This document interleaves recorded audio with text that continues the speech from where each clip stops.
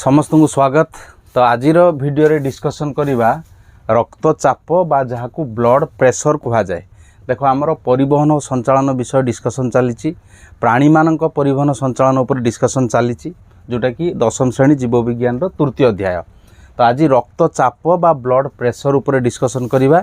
या पूर्वर मनीषर हृत्पिंडर गठन कार्य माछर जो रक्त संचालन एवं बेंगरे रक्त संचालन ये सब कथा उपर डिस्कशन सरी। तो आज रक्तचाप उपर डिस्कशन करिया। देखो ये बहुत इंटरेस्टिंग अच्छी, आराम से बुझी हम एवं यहाँ सर्ट क्वेश्चन पड़े माने 2 मार्किया 3 मार्किया क्वेश्चन आकार रे ये पढ़ी पारे एवं 1 मार्किया क्वेश्चन भी एथिरे रही। देखो कौन कौन रही सब कथा मु क्लियर कर दूची। ध्यान दियो जे रक्तचाप कौन, रक्तर चाप निश्चित एटा। तो रक्त केउठी चाप पकेले ताको रक्तचाप कहबा। देखो ध्यान दियो आराम से जानि पारियो। देखो मु गोटे हृत्पिंडर एमती कॉन्सेप्चुअल डायग्राम करूची माने बुझिया पई। जो हृत्पिंडर एमती 4टी कोठरी थाए। अच्छा जो हृत्पिंडर 4टी कोठरी ऊपर दुईटा को अलिंद कहती। एटा अलिंद ये अलिंद। अच्छा यहाँ है बाम अलिंद बाम अलिंद, एटा हूँ दक्षिण अलिंद, ये बाम नीलय, एटा है दक्षिण नीलय। अच्छा तापरे देख प्रत्येक अलिंद एवं प्रत्येक नीलय सहित आमर रक्तवाहिनी लगी। अच्छा वर्तमान अलिंद सहित जो रक्तवाहिनी गुड़ा लगी थाए एगुड़ी को शिरा कहती। रक्त एबाटे हृत्पिंड भितर को प्रवेश करे। तापरे अलिंदरू नीलय को रक्त आसे। नीलयरू रक्त जो रक्तवाहिनी नली बाटे बाहरी जाए यही जो रक्तवाहिनी नली ये कह जाए धमनी। एगुड़िक धमनी। शिरा कण धमनी कण ये सब मुझे अलरेडी कर देछि, वीडियो सब करके रखी। तापरे हृत्पिंडर डिटेल्स तार चित्र केमती करिवो एवं तार कार्य गठन उपरे पूरा डिटेल्स कही। से वीडियो गुड़ी जो देखिन से वीडियो को निश्चित देखिवो। ए जो चैप्टर प्ले लिस्ट से गुड़िक पाइजिवो एवं प्रत्येक प्ले लिस्टर लिंकटा मु वीडियो डिस्क्रिप्शन रे दउची, सेठू मध्य पाइजिवो। माने जीवविज्ञान भौतिक विज्ञान बीजगणित ज्यामिति दशम श्रेणी जो रही से गुड़िकर माने प्ले लिस्ट गुड़िकर लिंक मु दउची वीडियो डिस्क्रिप्शन रे पाइजिवो। ठीक अच्छी। तो लक्ष्य कर जे जेतेबेले ये जो हृत्पिंडर संकोचन प्रसारण घटुची सेतेबेले रक्त ये जो धमनी बाटे मन रखिबे एगुड़ा धमनी। धमनी हृत्पिंड रक्त को नेकी बाहर को जाई थाए। बाहर को माने शरीर विभिन्न अंश को जाई थाए हृत्पिंडर बाहर। तो हृत्पिंडर एमती जो संकोचन प्रसारण होउची। देखो हृत्पिंड संकुचित हेले रक्त धमनी बाटे गति करिके शरीर विभिन्न स्थान को जीव। प्रसारण हेले रक्त उपरू माने शरीर विभिन्न अंश ऊपर बाटे माने अलिंद बाटे आमर एंट्री करिवो कोठी किना जो शिरा बाटे शिरा बाटे एंट्री करिवो अलिंद को। एवं संकुचित हेले हृत्पिंडरू धमनी बाटे शरीर विभिन्न अंश को जीव। तो रक्तचाप काहाकू कहबा। देखो रक्तचाप माने एटा निश्चित रक्तर चाप। अच्छा रक्तर चाप काहा उपरे प्रयोग करूची मन रखिवो। रक्त धमनी उपरे जो चाप प्रयोग करे ताकू ही कहा जाए रक्तचाप। माने हृत्पिंडर संकोचन और शिथिलन द्वारा रक्त धमनीर कांथ उपरे जो चाप प्रयोग करे।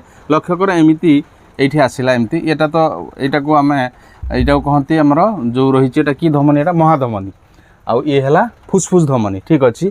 तो एमती यार एमती बहुत शाखा प्रशाखा अच्छी। एमती आसिया परे एमती बहुत शाखा प्रशाखा सृष्टि करिछि। अच्छा से जहाँ भी हो शाखा प्रशाखा जो सृष्टि होइछि बर्तमान जेतेबेले संकुचित होउछि हृत्पिंड रक्त एई बाटे सब फ्लो होउछि। एमती रक्त फ्लो होइकि शरीर विभिन्न स्थान को जाउछि। अच्छा संकोचन समय रे निश्चित रक्त से जो धमनर कांथ पर गोटे चाप ये प्रयोग करुथो। ये रक्त धमनर कांथ पर चाप प्रयोग करुथिबो। तो रक्त धमनीर कांथ पर जो चाप प्रयोग करे रक्तर से चाप को कहुए रक्तचाप। तार रक्तचाप होउची एक चाप जहाँ रक्त द्वारा एक्जट होता है रक्त द्वारा ही चाप सृष्टि होता है। केउठी सृष्टि होता है धमनीर कांथ उपर। सिंपल धमनीर कांथ उपर रक्त पकाउथवा चाप को ही रक्तचाप कहा जाए। The pressure exerted by the blood on the wall of the artery is called blood pressure. Simple कथा धमनीर कांथ पर रक्त पकाउथवा चाप को रक्तचाप कहा जाए। अच्छा एबे आउ टिके आगो को जीवा। देखो रक्तचाप ये दुई प्रकार दुईटा कथा ये कौन ना जो हृत्पिंड संकुचित होते रक्त फोर्सफुली माने बल प्रयोग करके धमनीर कांथरे बेसी चाप पकाउछ कहीं रक्त एमती धमनी बाटे बहुत जोर रे की गति करुच्ची से समय केतेबेले ना जो हृत्पिंड संकुचित होउछि मन रख हृत्पिंडर संकोचन समय रक्त धमनीर कांथ उपरे अधिक चाप प्रयोग करे जहाँ को कहती सिस्टोलिक चाप मन रख सिस्टोलिक चाप तो सिस्टोलिक चाप क्या कहवा ना हृत्पिंडर संकोचन जनित चाप को सिस्टोलिक चाप कहुए अर्थात हृत्पिंडर संकोचन बेलर चाप को सिस्टोलिक चाप कहुए अर्थात हृत्पिंड जो संकुचित हुए से रक्त धमनीर कांथ उपर जो अधिक चाप प्रयोग करे बेसी चाप प्रयोग करे ताकू ही कहते सिस्टोलिक चाप मन रखिए एक सुस्थ व्यक्तिर विश्राम बेलर सिस्टोलिक चापर परिमाण केते ना 120 mmHg 120 मिमी पारदमान 120 मिलीमीटर मर्क्यूरी मिमी पारदमान यहाँ हूँ चापर एकक mmHg चापर एकक गोटे सुस्थ व्यक्तिर विश्राम समय सिस्टोलिक चाप है 120 mmHg सिस्टोलिक चाप क्या कहती ना हृत्पिंडर संकोचन बेलर चाप बा संकोचन जनित चाप अर्थात हृत्पिंड संकोचन होगा समय रक्त धमनीर कांथ पर जो अधिक चाप प्रयोग करे ताकू ही कहती सिस्टोलिक चाप सिंपल गला यापर देख जो हृत्पिंड शिथिलन अवस्था रोचे अर्थात प्रसारित अवस्था रोचे एठी रक्त फोर्सफुली गति करूना किंतु धमनी भितर निश्चित रक्त किसी रही बड़का रक्त जो बड़का रक्त रोचे से रक्त धमनीर कांथ उपर चाप पकाउछ केतेबेले हृत्पिंडर शिथिलन बेलर चाप ध्यान दिया कथा को जे हृत्पिंडर शिथिलन समय धमनी रे रही बड़का रक्त धमनीर कांथ पर जो चाप प्रयोग करे ताकू कहती डायास्टोलिक चाप जार परिमाण सिस्टोलिक चाप ठारू निश्चित कम तेणु हृत्पिंडर शिथिलन बेलर चाप को कहुए डायास्टोलिक चाप डायास्टोलिक चाप तो हृत्पिंडर शिथिलन समय धमनीर कांथ उपर बड़का रक्त जो चाप प्रयोग करे कहुए डायास्टोलिक चाप जोटा कि सिस्टोलिक चाप ठार निश्चित कम और तार परिमाण केते मन रखियो डायास्टोलिक चापर परिमाण एक सुस्थ व्यक्तिर विश्राम समय केते ना 80 mmHg।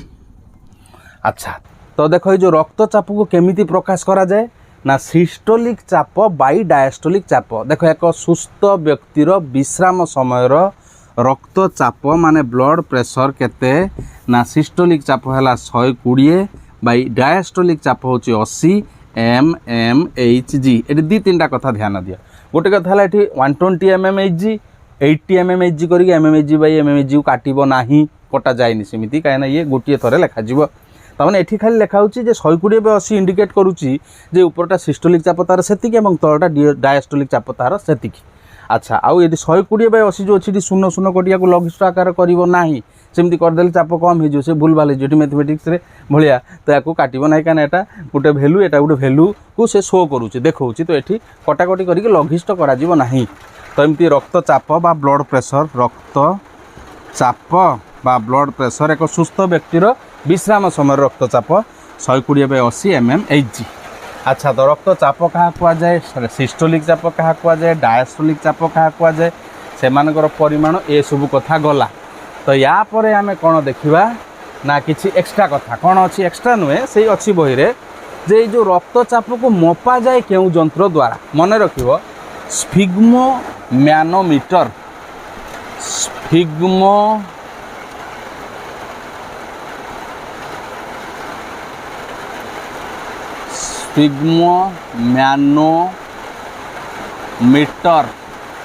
स्फिग्मो मैनोमीटर जंत्र द्वारा रक्तचाप मपा जाए देखो ये जंत्र तुम्हें लक्ष्य कर देखि माने एमती लंबा गोटे थाए एक नल भली ता भीतर पारद थाए तले थाए एवं से लगी थाए पाइप एवं गोटे स्क्विज करने बेलून टाइप थाए एमती हाथ में गुड़े एमती स्क्विज कले रक्तचाप शो करे तो सेटा हूँ मानुआल माने एमती तार रीडिंग थाए सब से स्केल रे किंतु आजिकल डिजिटल रक्तचाप मापिया जंत्र माने स्फिग्मो मैनोमीटर आसिला जो थी कि डिजिट आकार रे तार मूल्यटा देखो ये लक्ष्य कर दियो ये जो जंत्रटा आसूची यहाँ हूँ स्फिग्मो मैनोमीटर जंत्र जहाँ द्वारा रक्तचाप मपा जाए। अच्छा तो रक्तचाप मापिया जंत्र स्फिग्मो मैनोमीटर गला तो आउ दुईटा कथा अच्छी कौन ना गोटे कथा है उच्च रक्तचाप आउ गोटे निम्न रक्तचाप देख कौन सी कारण धमनी संकुचित हेले धमनी जदि संकुचित कौन कारण हो जाए देख धमनी एमती रहा यहाँ धमनी तार भीतर अंश रहा मन कर ये किसी पदार्थ जमा हो गला ये कोलेस्टेरोल हो कि किसी पदार्थ एमती जमा हो गला तो बा कौन केमिकल बा रासायनिक पदार्थर प्रभाव रे धमनी कौन है ना संकुचित हो गला अर्थात जो बाटे रक्त जाऊँगी से स्थानटा कमिगला तो धमनी कौन कारण संकुचित हो गले रक्तर चाप धमनीर कांथ उपर बढ़ी जाए जहाँ कहती उच्च रक्तचाप बा हाई ब्लड प्रेशर जोटार परिमाण ये 120 mmHg रु अधिक हो तमाने 130 mmHg कि 132 33 150 180 mmHg एमती हो कहती उच्च रक्तचाप बा हाई ब्लड प्रेशर बा हाई बीपी बा हाइपर टेंशन देख उच्च रक्तचाप को कह जाए हाइपर टेंशन मन रख उच्च रक्तचाप को कह जाए हाइपर टेंशन बा जोटा high BP high blood pressure कह जाए। अच्छा तो सेमती निम्न रक्तचाप कौन ना कौन सी कारण जो रक्तर परिमाण कमिज रक्तर परिमाण कमिज कि जो आमर जो रही धमनी तार जो संकुचित न होकर अधिक प्रसारित हो गला ताहेले धमनीर कांथ उपर रक्तचाप कमिज देख रक्तर परिमाण कमिगले कम गोटे पाइप रे जेतिकी रक्त जाउछि ताठू कम रक्त जीव गोटे पाइप रे जेतिकी पानी जाउछि ताठू कम पानी देले निश्चित से पाइपर कांथ उपर चापर परिमाण कमिज तो सेमिति जदि चापर परिमाण कमि जाउछि ताहले ताको कहते लो ब्लड प्रेशर बा निम्न रक्तचाप जोटा हेले कौन हम ना 120 mmHg रु सिस्टोलिक चापटा कमिज देख उच्च रक्तचाप बेले सिस्टोलिक चाप भी बढ़िबो डायस्टोलिक चाप भी बढ़िबो निम्न रक्तचाप बेले सिस्टोलिक चाप भी कमिज 120 रु एवं डायस्टोलिक चाप 80 रु कमिज।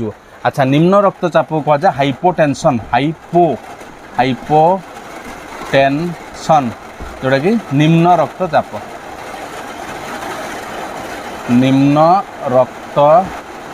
को कह जाए हाइपोटेंशन बा आमर लो ब्लड प्रेशर बा लो बीपी कह जाए।